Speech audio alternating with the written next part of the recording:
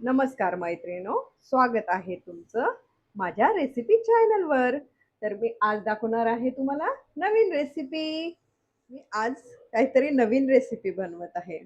उन्हाळा चालू झाला आहे आणि आपल्याला भाजी पोळी खाण्याचा खूप कंटाळा येत आहे. तर ती रेसिपी बनवण्यासाठी मी या सर्व भाज्या कट करून घेतलेल्या आहेत आणि त्यासाठी काहीतरी मागवलं आहे. तर तुम्ही गेस करा मी काय रेसिपी बनवत असेल. बघा, हे मागवलं आहे. गॅसवर मी एक कढई ठेवली आहे, त्यात आपण तेल घालूया. तर यामध्ये मी आधी लसूण टाकणार आहे, नंतर अद्रक घालणार आहे, त्यानंतर मी हिरवी मिरची घालणार आहे,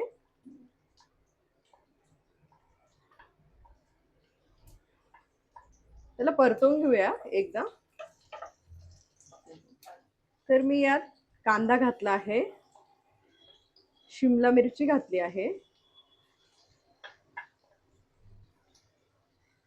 गाजर किसून घेतला आहे तो घालत आहे. आणि तुम्ही विचार करत असणार ना की मी काय रेसिपी बनवते ते. आता आपण हे मिक्स करून घेऊया. हे मिक्स झाल्यानंतर आपण यात ना पत्ताकोबी घालून घेऊया.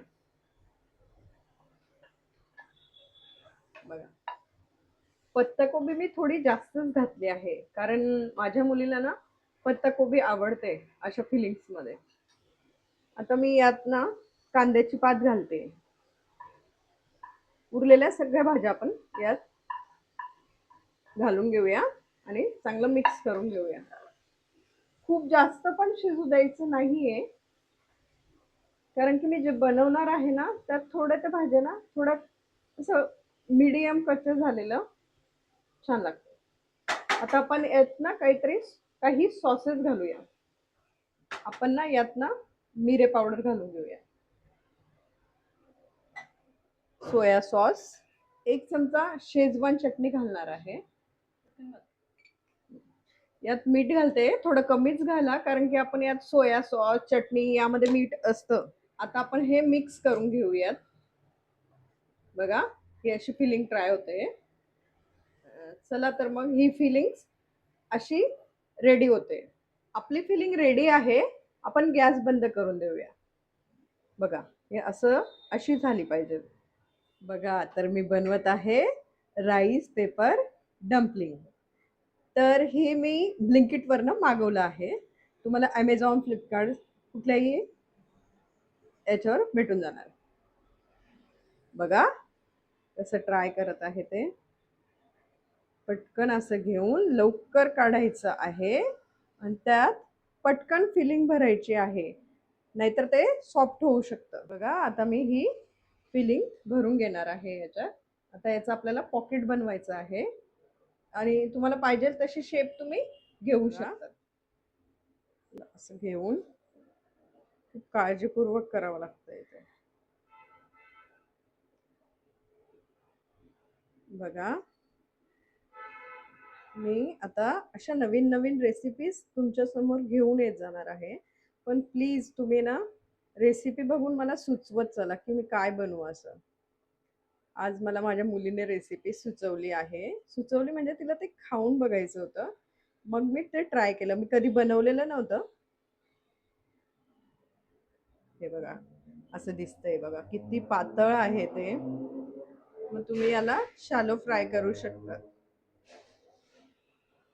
एक साइडने फ्राय केलं तरी चालतं किंवा दोघं साइडने फ्राय केलं तरी चालतं. हे बघा, खूप म्हणजे खूपच बनवायला टफ जातं ते. त्याला ना भिजवल्या भिजवल्या पटकन क्विक हे काम करावं लागतं.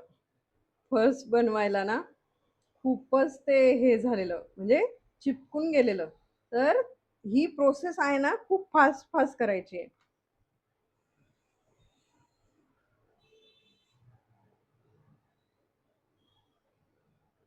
ही प्रोसेस खूप पटापट करायची आहे आणि मी पॅडला तेलही लावून घेतलं आहे, कारण की मागच्या वेळेस खूप मला काढायला प्रॉब्लेम झाला.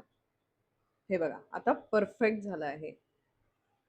तव्याला थोडं तेल लावून घेतलं आहे. मग आपण हे शालो फ्राय करून घेऊया. आता हे एक ट्राय करून दाखवलं आहे, मी बाकीचे बनवून घेते. आता बघा हे उलट करून बघा, हे बघा असं असं शेड झालंय, म्हणजे असं फ्राय होऊ द्यायचं आणि पुढच्या साईडने खूप कमी होऊ द्यायचं.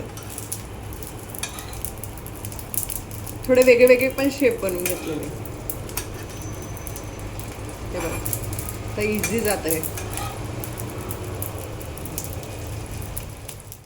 चला मग आता प्लेटिंग करून घेऊया.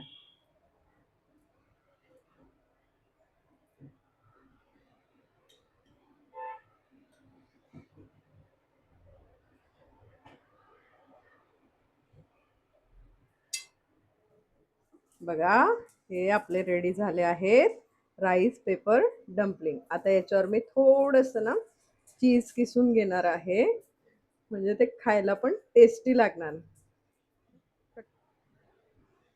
तर आपण हे राईस पेपर डम्पलिंग शेजवान चटणी किंवा सॉस सोबत खाऊ शकतो.